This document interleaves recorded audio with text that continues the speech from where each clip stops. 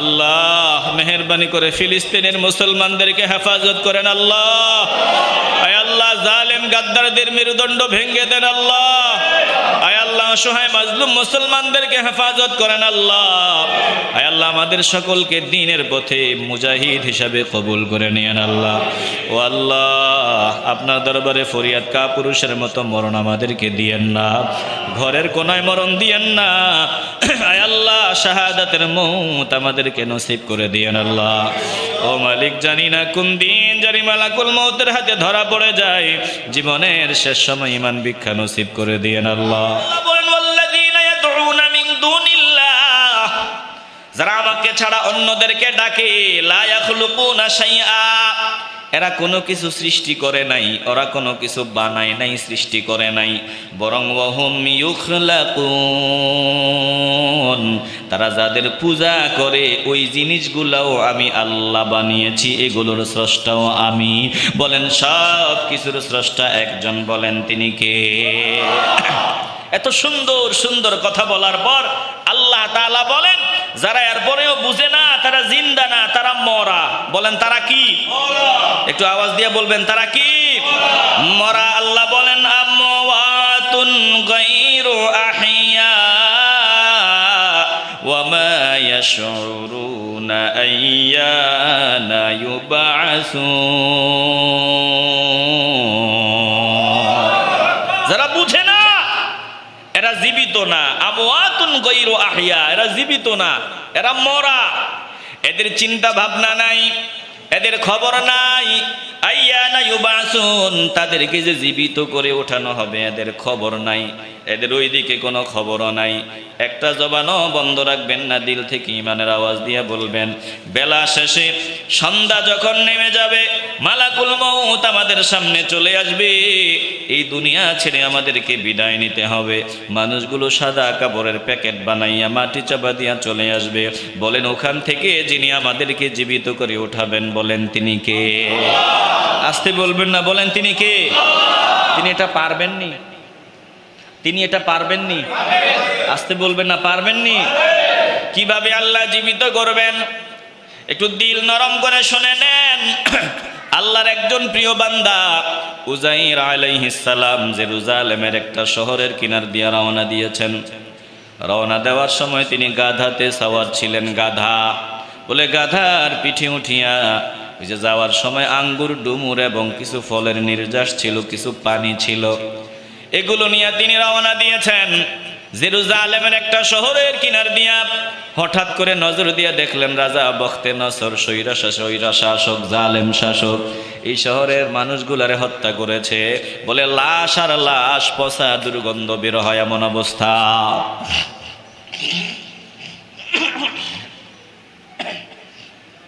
এবার উযাইর আলাইহিস সালাম, সংক্ষেপে বলতেছি, উযাইর আলাইহিস সালাম মনে মনে চিন্তা করলেন, আল্লাহ আন্না ইউহয়ি হাযিহিল্লাহু বা'দা মাউতিহা, আয় আল্লাহ আপনি কেমনে মরার পরে আবার জিন্দা করবেন, মরার পরে আবার কেমনে জীবিত করবেন। উযাইর আলাইহিস সালাম মনে মনে চিন্তা করেছেন। মনের চিন্তা কেউ জানে না, কেউ বুঝে না, একজন বুঝেন, দিল থেকে বলবেন তিনি কে? তিনি মনে মনে চিন্তা করলেন আল্লাহ কেমনে মরার পর আবার জিন্দা করবেন। আল্লাহ তাআলা উযাইর আলাইহিস সালামের ব্যাপারে সিদ্ধান্ত নিলেন, ফাআমাতাহুল্লাহু মিআতা আম, 100 বছরের জন্য উযাইর আলাইহিস সালামকে আল্লাহ মরণ দিলেন। একটু বুঝে থাকলে বলেন কয়শো বছর? 100 বছরের জন্য মরণ দিয়ে দিলেন। 100 বছর পরে সুম্মা বাআসা, উযাইর আলাইহিস সালামকে আল্লাহ জীবিত করলেন 100 বছর পর। এবার 100 বছর পর জিন্দা হওয়ার পর নজর দিয়ে দেখিয়ে যেখানে তিমার চক্ষু লেগে আসছিল, যেই জায়গায় চক্ষুটা মিলে আসছিল, ঘুম চলে আসছিল, ওই জায়গায় নজর দিয়ে দেখে লাশ নাই, ডিজিটাল একটা শহর হয়ে গেছে। জোরে কোন সুবহানাল্লাহ। কারণ 100 বছর আগে যেমন ছিল 100 বছর পর শহর তেমন থাকবে না। 100 বছর পর একটু উন্নত হবে। কথা কোন ঠিক কিনা? শহরটা উন্নত শহর, রাস্তাঘাটও দেখা যায় উন্নত। আবার নজর দিয়ে দেখে নিজের গাধাটার দিকে নজর দিয়ে দেখে এটা মরে পচে গলে মাটিতে মিশে গেছে, হাড্ডিগুলো দেখা যায় না। হাড্ডিগুলো সামান্য সামান্য দেখা যায়। আবার নজর দিয়া দেখে নিজের আঙ্গুর ডুমুর এবং ফলের নির্যাস, পানিও যেগুলো সাথে ছিল ওইগুলো পচে নাই, নষ্ট হয় নাই, একটু গন্ধ বের হয় নাই। ফাঁকি দিয়া কয় বছর চলে গেছে? একটু আওয়াজ দিবেন, কয়শো? 100 বছর চলে গেছে। চিল্লায় বলবেন না আল্লাহু আকবার। এবার আমার মালিক ডাক দিয়া বললেন, ক্বালা কাম লাবিস্তা। 100 বছর পর উযাইর আলাইহিস সালামকে জিন্দা করার পর আল্লাহ ডাক দিয়ে বলেন, কতক্ষণ পর্যন্ত তুমি জীবিত ছিলা, এই অবস্থায় ছিলা? এবার উযাইর আলাইহিস সালাম মাথায় কিছু ঢুকে না, কি বলবেন বুঝতেছেন না। তিনি বলে ফেললেন, ক্বালা লাবিস্তু ইয়াওমান আও বা'দা ইয়াওম। আয় আল্লাহ, মাথায় কিছু ঢুকে না, তবে আমার মনে হয় সকাল থেকে সন্ধ্যা পর্যন্ত ঘুমাইছি, একদিন পুরা হয় নাই, এমনটাই মনে হয়। আল্লাহ ডাক দিয়া বললেন, না না না, ক্বালা বাল লাবিস্তা মিআতা আম। একদিন অথবা একদিনের কম সময় ঘুমাও নাই। ওরে বান্দা, শুনিয়া লাও, তুমি টানা 100 বছর পর্যন্ত ঘুমাইছো। জোরে কোন আল্লাহু আকবার। এবার দেখো আমি আল্লাহর ফাওয়ার। ফানজুর ইলা তুআমিকা ওয়া শারাবিকা লাম ইয়াতাসান্নাহ। 100 বছর চলে যাওয়ার পরেও নজর দিয়া দেখো, তোমার সাথে যে পানি ছিল, তোমার সাথে আঙ্গুর ফল ছিল, ডুমুর ফল ছিল এবং পানি ছিল, ফলের নির্যাস ছিল। নজর দিয়ে দেখো, লাম ইয়াতাসান্নাহ, এগুলোতে পচন ধরে নাই, নষ্ট হয় নাই। ঠিক 100 বছর আগে যেমন ছিল, 100 বছর পরেও তেমনই আছে। জোরে কোন আল্লাহু আকবার। এই জায়গা থেকে একটু কথা বলা দরকার। 100 বছর চলে গেছে, আঙ্গুর ডুমুর ফল পানি এগুলো নষ্ট হয় নাই, পচন ধরে নাই। এবার আপনারা বুঝে থাকলে বলেন, আমার নবী রাহমাতুল লিল আলামিন রওজা মোবারকে জীবিত না মৃত? আওয়াজ তো ছোট হবে কেন? ইমানের আওয়াজ হবে। জিন্দা না মুর্দা? আহ, কত কপাল পোড়া, কত বড় বেয়াদব। বলে আমার নবী রওজা মোবারকে নাকি মিশে গেছে। আবার আল্লাহ নবীরে পরে হাসরের ময়দানে উঠাবেন। এখন রওজা মোবারকে আল্লাহ নবী নাকি জীবিত, এটা বলাও যাবে না। এত আসতে বলবেন না, নাউজুবিল্লাহ।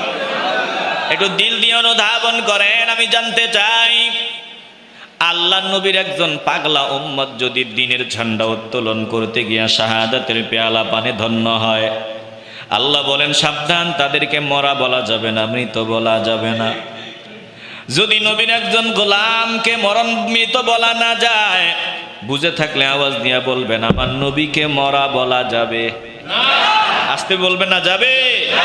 আল্লাহ বলেন, ওয়ালা তাকুলু লিমান ইউকতালু ফি সাবিলিল্লাহি আমওয়াত বাল আহইয়াউন ওয়ালাকিন লা তাশউরুন।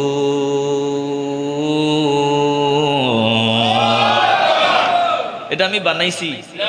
এ কথা কার? আল্লাহ বলেন, লা তাকুলু লিমান ইউকতালু ফি সাবিলিল্লাহি আমওয়াত। সাবধান, তোমরা বলবা না মরা, বলবা না মৃত, বলবা না। যারা আমার পথে শাহাদাত বরণ করেছে তাদের মরা বলবা না। আল্লাহ বলেন, বাল আহইয়াউন, বরং তারা জিন্দা, ওয়ালাকিন লা তাশউরুন, তোমরা বুঝতে পারো না এরা জিন্দা, এদেরকে মরা বলা যাবে না। জোরে কোন আল্লাহু আকবার।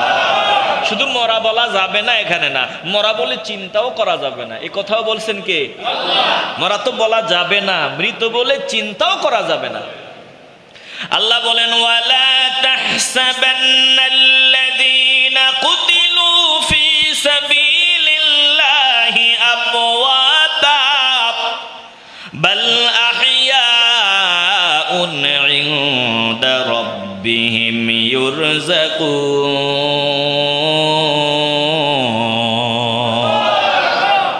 যারা আমার রাস্তায় শাহাদাত বরণ করে তাদেরকে তোমরা মরা বলে কল্পনাও করবা না, চিন্তাও করবা না, বরং তারা জিন্দা। আল্লাহ বলেন তারা এমন জিন্দা আমার পক্ষ থেকে টাকা রিজিক পর্যন্ত পায়, আমার পক্ষ থেকে তাদের কাছে আমি রিজিক পাঠায় দিই। এরা এমন জিন্দা, এদেরকে মরা বলে চিন্তাও করা যাবে না। জোরে কোন আল্লাহু আকবার।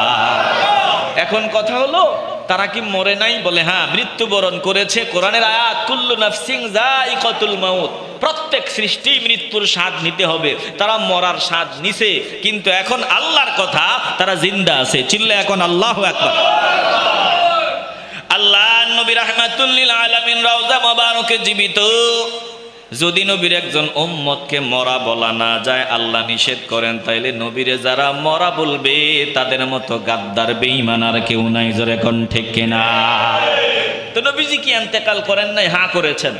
নবীজি ইন্তেকাল করেছেন কিছু সময়ের জন্য। আল্লাহ নবীর দেহ মোবারক থেকে নবীজির রূহ মোবারকটা বের করা হয়েছিল, আবার নবীজির রূহ মোবারক নবীর দেহ মোবারককে ফিরিয়ে দেওয়া হয়েছে। এখন নবী কেমন জিন্দা? বলে দুনিয়াতে থাকতে যেমন ছিলেন, রওজা মোবারকে ঠিক তেমনই জিন্দা, কোনো কিছু পরিবর্তন হয় নাই। জোরে কোন আল্লাহু আকবার। একটু দিল দিয়ে অনুধাবন করেন। প্রাসঙ্গিক একটু আলোচনা চলে আসছে, দিলটা নরম করেন, একটু আকীদার আলোচনা শোনায় যাই রে বাবা। রাহমাতুল লিল আলামিন রওজা মোবারকে জীবিত। শুধু আমার নবী না, আদম নবী থেকে আমার নবী পর্যন্ত সব নবী রাসূলরা জীবিত। তিনারা তিনাদের রওজা শরীফে জীবিত আছেন। শুধু জীবিত না, ওখানে থাকিয়া মাওলার পাশ থেকে রিজিকও পান, আবার মাওলার বন্দেগীতেও তিনারা সময় গুজারেন, কাটান। জোরে কোন আল্লাহু আকবার। আমি আপনাদের একটা হাদিস শোনায় দেই, সহিহ মুসলিমের হাদিস। আল্লাহ নবী রাহমাতুল লিল আলামিন বলেন, উম্মতের দল শুনিয়া লাও, আমি একদা রাতের বেলা আমি নিজেকে একদল নবীদের মাঝে দেখতে পেলাম, নবী রাসূলদের মাঝে দেখতে পেলাম। আল্লাহ নবীকে আমার আল্লাহ মেরাজের রজনীতে বাইতুল মুকাদ্দাস পর্যন্ত নিয়ে গেলেন। মসজিদে হারাম থেকে মসজিদে আকসায় নিয়ে গেলেন। মসজিদে আকসা থেকে আবার প্রথম আসমান, দ্বিতীয়, তৃতীয়, চতুর্থ, পঞ্চম, ষষ্ঠ, সপ্তম, সিদরাতুল মুনতাহা, আরশে আজিম পর্যন্ত যিনি নিয়ে গেছেন, বলেন তিনি কে? এই বিশ্বাস আসেনি? আসতে বলবেন না, আসেনি? আল্লাহ নবী রাহমাতুল লিল আলামিন বলেন, قد رأيتني في جماعة من الأنبياء, আমি মেরাজের রজনীতে মসজিদে আকসায় গিয়া নিজেকে একদল নবীদের মাঝে দেখতে পেলাম। বলে ওখানে সব নবীরা ছিলেন। এরপরে আল্লাহ নবী বলেন, ফাইদান মুসা কাইমুন ইউসাল্লি, আমি মুসা নবীরে দেখলাম। মুসা আলাইহিস সালামকে আমি কেমন দেখলাম? মুসা নবী দাঁড়ায়া দাঁড়ায়া নামাজ আদায় করতেছেন, নামাজরত অবস্থায় দেখলাম। এরপরে আল্লাহ নবী বলেন, ফাইদান রাজুলুন দারবুন জাদুন কান্নাহু মির রিজালি শানুআহ, চিল্লায়া বলেন আল্লাহু আকবার। কেউ বলবে এগুলো রুহের ব্যাপার সেবার, এগুলো আধ্যাত্মিক ব্যাপার সেবার। নবীজি বলেন, আরে না, রুহের আধ্যাত্মিক না। আমি ঈসা নবীরে তো দেখছি, আমি মুসা নবীরে তো দেখছি। কেমন দেখছি? তিনার চুলগুলো কেমন, তিনার আকৃতি কেমন, এটা সহ আমার নবী বলে দিছেন। বলে আমি মুসা নবীরে দেখলাম, চুলগুলো কালো, কোকড়ানো কোকড়ানো। বলে শানুয়া গোত্রের মানুষগুলা যেমন, শানুয়া গোত্রের লোকদের নাই আমি মুসা নবীরে দেখলাম। মুসা নবীরে কেমন দেখলাম?